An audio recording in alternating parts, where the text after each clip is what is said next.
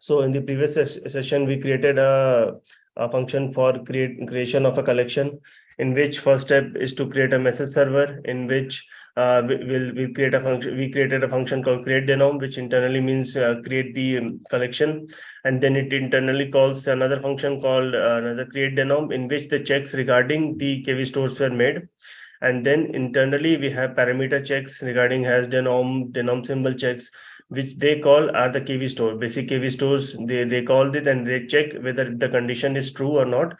If the condition is not, then it will return an error. Otherwise, it will proceed with the next check. So these things we covered in the previous sessions. And today we'll go to another function called create or basic mint an NFT. So we'll start that. Start a function which will take message server.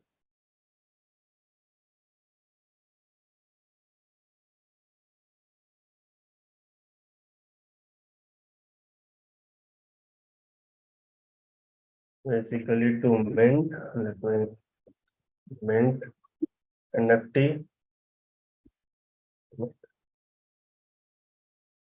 Will pass is same go context.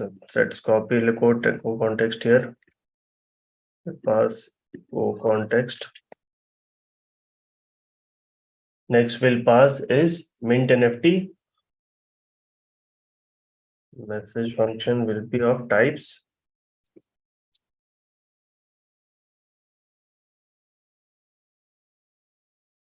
message mint NFT. So what it will return? It will return NFT response types dot message mint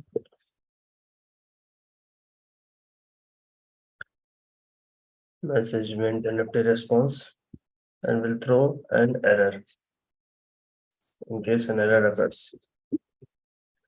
So yes, this is and first step. Similarly, what we'll do, we'll just check the sender is in a, we'll check the bec32 of the sender. We'll just copy this code again. We'll check the sender. Second, what we are passing it here, we are checking for recipient. The same thing we'll check for recipient. And this is recipient.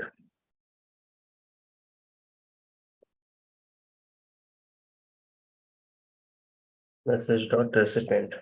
Yes. And next, same thing, we'll unwrap the context to go to our checks regarding each and every parameters. So similarly, what we did for create denom, we'll create again a function called for mint NFT. So for that, let's go to keeper.go. Just create a function, and it will be of type keeper mint NFT. Yes, mint NFT, and what we need to pass, we'll pass context here, which will be our SDK dot context. Next we are passing similarly what we saw here, mint NFT. We pass the denom ID, name, media URI, and all the parameters associated with an NFT. So we'll pass that one by one. So first is denom ID, then NFT ID will be of type string. Same. Let's go to another, which metadata will be of types. Metadata will be of types dot metadata. Data will be of type string. Next are parameters. Those will be optional parameter transferable, extensible, and it is safe or not. So this parameter will come in details regarding this. So let's pass all these first one by one.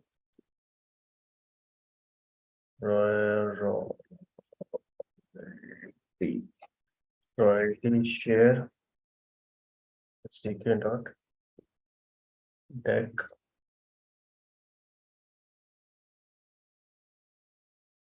sender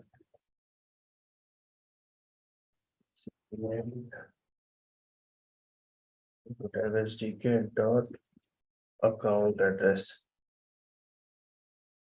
Return error. So these are parameters that we are passing it here. So similar to the previous one, we'll have a check for each and every parameter. So first, what we'll check if k dot has denom. If it already exists, denom ID will have a not check here. So if it does not, then what we'll do? We'll throw an error and that denom ID does not exist. So we'll just copy the error message similar to here and we'll just replace the type. This is denom ID.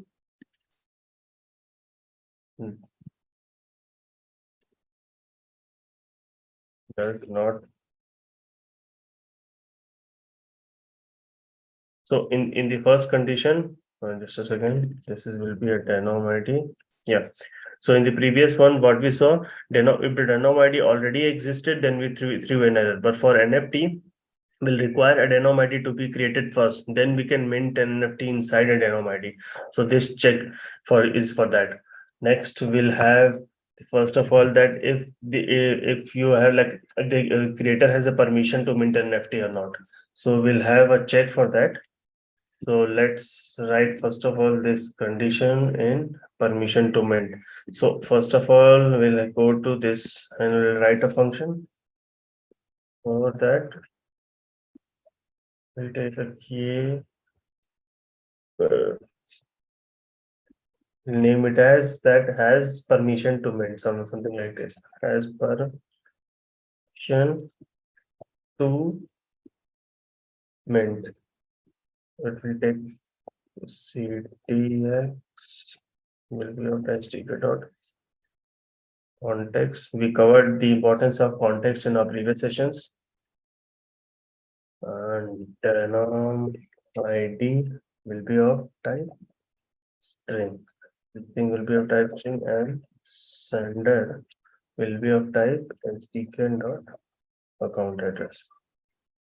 And will return a boolean value if it is true or not. So we'll just check and just get the denom first. K dot.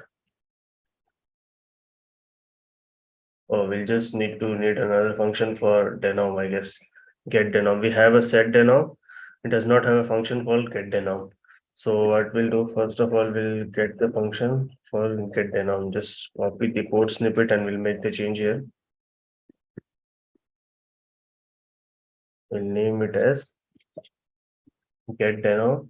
What will pass the get denom? First we'll pass the ID only. Don't need to pass each and every all total objects. Sorry. Pass string and will return instead of only error will return first denom, which will be of types dot denom and error will be of type error. The next thing we'll get the same store key and this is not required. Marshalling is only required for storing.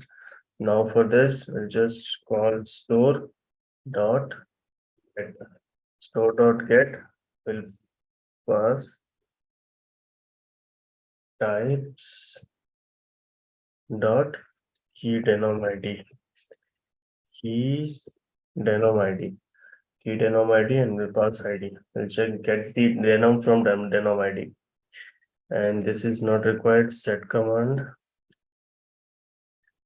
And this check is also not required. Instead of this, we'll have another check. Like if it is empty, which is nil basically, easy equal to nil. Or another check we can have is length equal to 0. If busy length of equal to 0, then we need to throw an error that no, return denom will be, and will return an SDK error. So what I'll do, I already have an error message ready. So I'll just paste it down. SDK errors, we'll get the SDK errors from here. SDK errors, and we'll get this.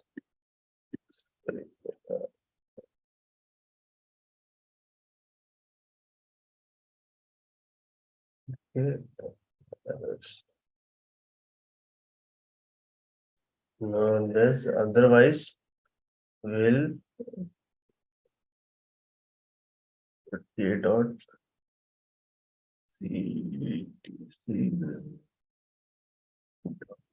must unmarshal. First we'll unmarshal, then we need to see. So before getting it, like if we'll get the, if we don't get the return statement, like if you don't get the error, then we'll unmarshal it and we'll return that object basically. And then and after that return denom, and the error message will be nil.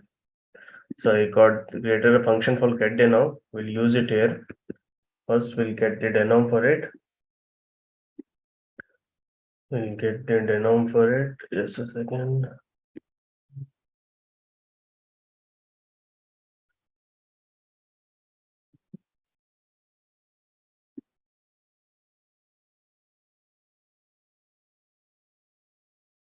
Yeah. So we got a denom for it. We'll pass the context here. CTX and denom ID. So this will give us if an error is thrown, if error is not equal to return false. Because if we don't, if we return an error, then we'll return it as false. So it does not have a permission to mint. Next, check if it passes through, and then we'll check sender is valid or not. Sender is equal to denom dot creator. Denom dot creator, because if the creator of the denom does not matches with the creator of the NFT, then we'll throw an error. Sorry, if it is equals, then we'll throw in a return statement as true. Otherwise, it will be false, because only the creator of the denom has the permission to mint. True. Otherwise, return false. So we have a function ready for has permission to mint. So we'll go back to keeper.go. We'll call it if k dot has permission to mint. We'll pass context here. Then we'll pass denom ID and sender. What's required? Only sender. Yeah, only 3 parameters required. And if it does not, let's put a not statement does not, then we'll throw an error. So we return SDK errors. Let's have the predefined error statement ready. So I'll copy that. So only creator of the denom has the permission domain. So it's returning an unauthorized error. So we are done with it. We are done with 2 parameters. And then what we'll do is that we'll check the NFT exits as, for example, NFT ID, if the particular NFT with the particular NFT ID exists in a collection or not. So for that, we'll have to create another function called has NFT. So this will let's for that simplicity we'll create another file for NFT. NFT dot go package keeper. So here we'll store all the function related to NFT, all the KV stores related to NFT. So first we'll check if NFT has an NFT or not. So we'll yeah. So first let's have some basic import statements ready. Before that, we'll just create a function, then we'll see what are the things are required. So function is keeper. Let's name it as NFT. So we'll take as context as sdk dot context. So for that, we need to import SDK.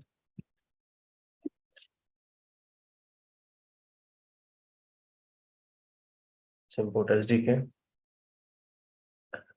as NFT, and then next we'll pass the denom no ID. Then we'll pass NFT ID. Will be of type string. Then we'll return a boolean value. If it has or does not have, call the store. For that, I guess we need to create another key store for NFT. Context dot key store. We call key dot store key. Return store dot has types dot key NFT. We don't have an NFT, so what we'll do, we'll go back to keys.go file. Previously, we created key for denoms and symbols, denoms and creators basically. Now we'll have a key for NFT. So we'll just similar to that, we'll have prefix. Let's see, prefix of NFT, right? X value should be different. 0x04. Yes. Now we'll go back and write a function for key NFT. So similar to that, our denom creator, we can use this function and just change the parameters. So key, let's name it as key NFT. And here we are passing, don't pass the address, we'll pass denom ID and NFT ID.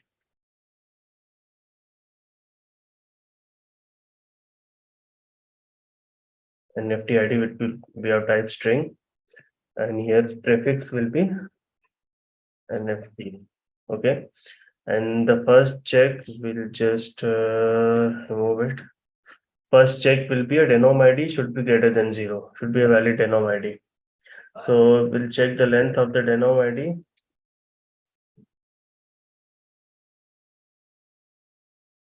Should be greater than 0, and then we'll append to key and denom ID. And next check, let's check denom ID and NFT ID, both length should be greater than 0. So we have already have length of denom ID, will similarly will have length of NFT ID should be greater than 0. If both conditions satisfies, then we'll append the NFT ID. NFT ID will append the NFT ID. Just limiter this thing is not added here.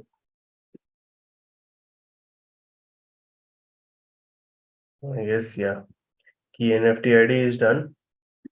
Now we'll go back to our previous function as denom is also ready.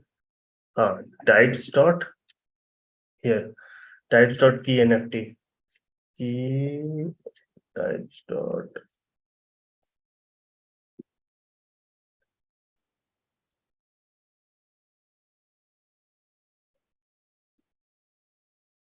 types dot key NFT will pass denom ID. Next will pass NFT ID. So we have created a function called has denom, like has NFT, and this has NFT will go back again and call it here. Check for the another condition. If k dot has an k dot has NFT will pass context We'll pass denom ID, same NFT ID, and then we'll return. I already have a return statement, error statement ready. So we'll just use it. Return that NFT already exists in the collection. If it does not, then it will proceed. If the NFT already exists in the collection, then it has to throw an error. Next, all the basic checks are ready. Then what we need to do is that we need to create the NFT. So what we'll do, we'll just check if we have types ready for this. Yeah, we already have a type ready for new NFT. So what we'll do is just call this set method here set NFT. If we don't have, we need to create a method called set NFT. So we'll just go back again to this file nft.go. It already has NFT code. We'll just use another function called set NFT. Just copy the code snippet and make the change. So yes, so name it as set NFT. So what does set NFT will take? This will take the denom ID and will take the total NFT parameter. What's being passed from the transaction command. NFT will be of types dot NFT. So we are passing everything. We are passing the metadata, data owner, all these parameters. We will directly setting it into the KV store with respect to the denom ID and NFT ID. So here we are passing the NFT ID and we'll calling the KV store. Next, we'll check the condition in which we need to marshal it first. First, we'll marshal. Let's have some here dot cd, then must marshal the entire parameter. We'll pass the NFT here, and then we'll set the store. Here you don't need to return it. We just need to set in the KV store. Store dot set with respect to types dot e NFT. And we'll take we'll take denom ID, comma NFT dot. Okay, we'll call the get ID function. We'll get the ID. We already have these getters and setters functions available in the types.go. I already have mentioned. So instead of calling directly using the types, we'll call the specific function to get from those functions. So all these getters and setters are already mentioned in the types folder. So we'll go back again, get the type, and we'll set the marshaled. Okay, and here this return statement is not required. So we are passing the denom ID. Denom ID would be of type. Mention the type as string. So yeah, so we have this function called set NFT. We directly sets the NFT with the particular denom ID and NFT ID. So we'll go back to our keeper. We'll call the function k dot set NFT and pass the context. Second is denom ID and third is types dot new NFT. And here we need to pass each and everything one by one. The first is NFT ID. Next is metadata. Then is data for additional properties of the NFT. Second is the transferable field. The transferable field, okay, in this field basically is like it's an optional field. So you can keep the field as true, or you can keep the field as false. By default, it's false. So you can mark it as non-transferable, or you can mark it as transferable, up to you. So similar to transferable, this extensible field is also an optional field. It's by default false, and you can make it as inextensible also. Next is so we'll go back again. will extensible, and third is should be a recipient. Yes. And the next we are creating a time. So we are creating a timestamp at which the NFT has been minted. So we're just storing a timestamp. Timestamp is basically stored using context dot block header that time. Block header dot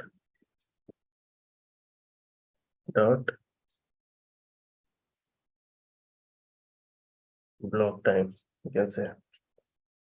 Otherwise, block time or block header dot time also block time. If you're not using block time, you can also use block header. Directly use block time also. You can use time from block header also. So we are using block header time. And also one more parameter is that this is NSFW because you can mark the NFT as safe or not safe. So by default, it's marked as false. You can mark it as true. So NSWF, then we'll pass the royalty share. I guess we have passed all the parameters. Yes. Yeah, we have passed all the parameters. Next, our NFT is being set. Next, what we need to set is that we need to set the owner of the NFT.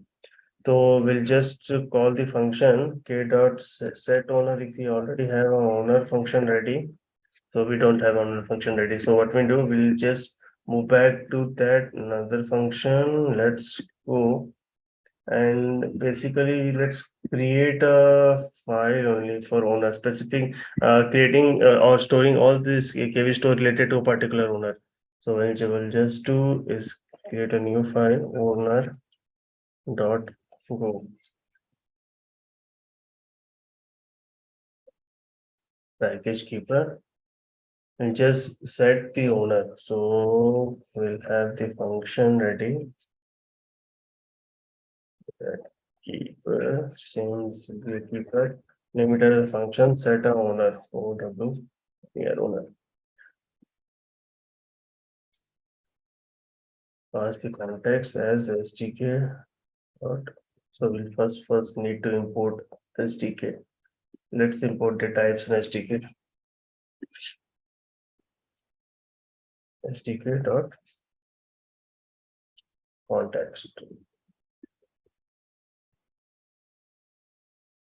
SDK dot context, and then we'll pass the one parameter as denom ID, then NFT ID to be of type string. Owner will be of SDK dot count address. Yeah. Now we'll call the KV store context dot KV store or the key dot store key. We'll have wizard types dot must. We already have a function called must are Marshall NFT ID. So this must Marshall NFT ID will take Kotek.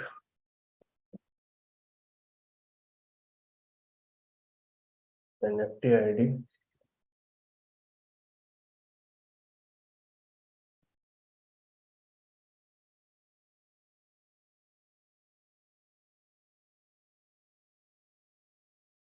We'll call the set function.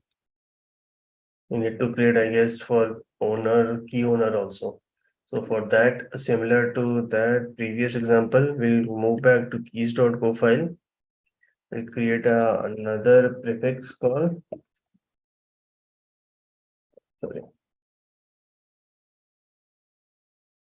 Prefix for owners.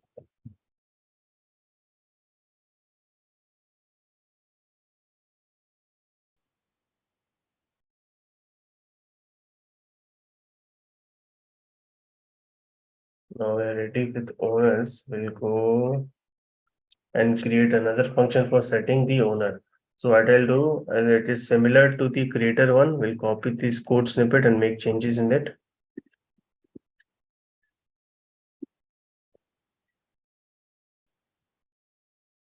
key owner, address will be there, denom ID, and other than denom ID, we'll have NFT ID also. The NFT ID will be of type string, prefix will be owners, and this first check will be the address is not equal to nil. Yes. Then we need to just append to address dot string. So stringify it and append it. And the second thing is address is not equal to nil. This is correct. And the second is denom ID should be greater than 0. Yes, denom ID should be greater than 0. Then we'll append it to the denom ID. Next, this is also correct. Another check we can have is if address is not equal to nil and length of denom ID should be greater than 0. And one more parameter, as we are taking NFT ID, we need to check the NFT ID length should also be greater than 0.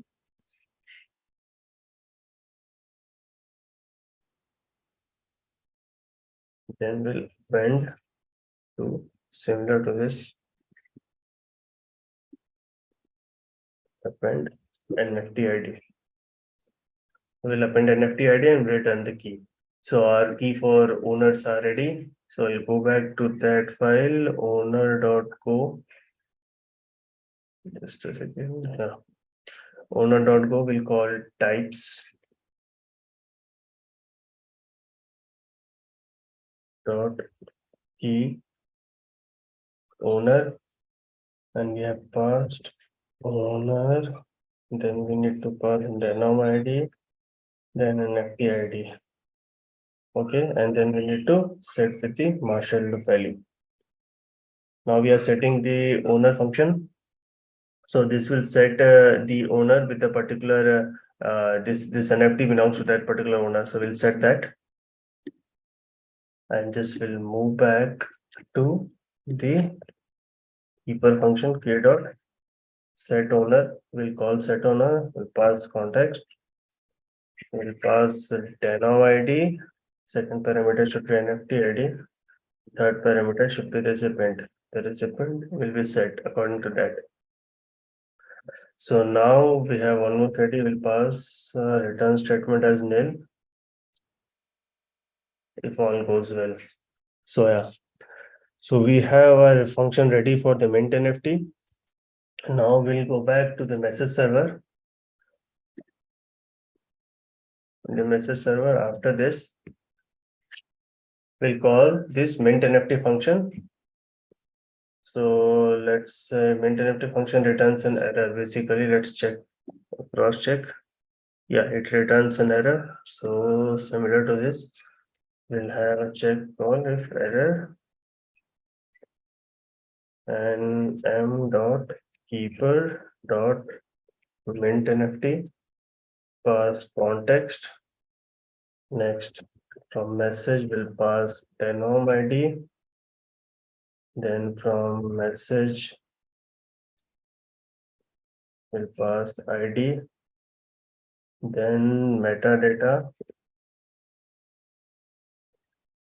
Then data for additional information. We'll pass each and every parameter that we receive from flags or parameters via transaction command. Dot transferable. Dot extensible. Next is I guess and second is royalty. Third is message. Dot sender, it's recipient only, I guess. Yeah, it's recipient.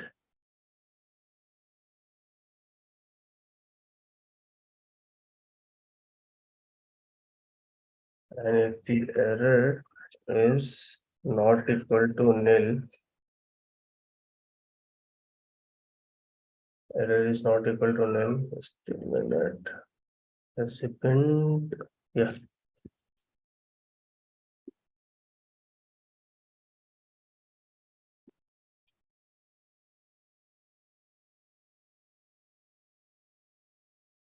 Message dot sender. Sender is the recipient only.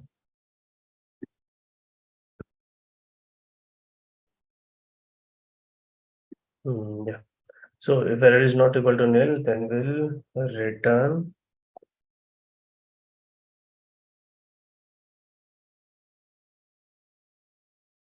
return, sorry, first parameter is the response, right? So response will be nil and will return the error.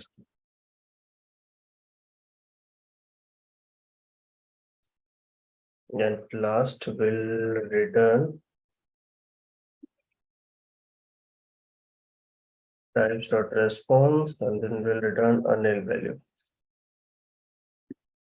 Yeah. So our function for this is ready. Second thing, let's see what's the error is throwing. It's not enough argument, I guess. One more argument is necessary, sender. Yeah. So we have our message server also ready for Mint NFT. So first of all, the what we'll check the bec32 format of the sender and receiver is valid or not. And then we'll just, after unwrapping the context, we'll just pass to the Mint NFT function. So we'll pass each and every parameter for the check of the KV store checks. So in this Mint NFT, we'll check first of all denom ID, if denom ID exists or not. Otherwise, it will throw an error. And second, the permission, only the creator has the permission to mint. So if it does not, it will throw an error. If someone else tries to mint an NFT with a particular denom ID, and next we'll check if the NFT already exists with a particular denom, particular NFT ID and inside the denom. So if it already exists, then we'll throw an error. And if all those checks bypasses, then we'll set the NFT with this denom ID. So we'll set each and every data, and then after this, we'll set the ownership of that NFT to the particular recipient. So these checks are made, and this function internally calls the KV store, but we went through one by one, and all the checks related to KV store also made inside the add function. So yeah, basically our function regarding mint NFT is ready, similar to our create denom. So similar to mint NFT, we can have transfer NFT also. We can have similar checks related to transfer NFT, and then we can burn NFT, and all those CRUD operation we can define in the message server, and all the checks related to that we can define in the keeper.go file. So yeah, so these were the basic structurals of KV stores and keepers. So where we can implement. So in the upcoming session, sorry, we'll be looking into queries commands and query servers and handlers related to each and every transaction command that we have saw, that we have mentioned. So we can mention these handlers here. We'll see about details of the handler in the upcoming sections, and all the key query handlers also. We'll see all these things in the upcoming sections.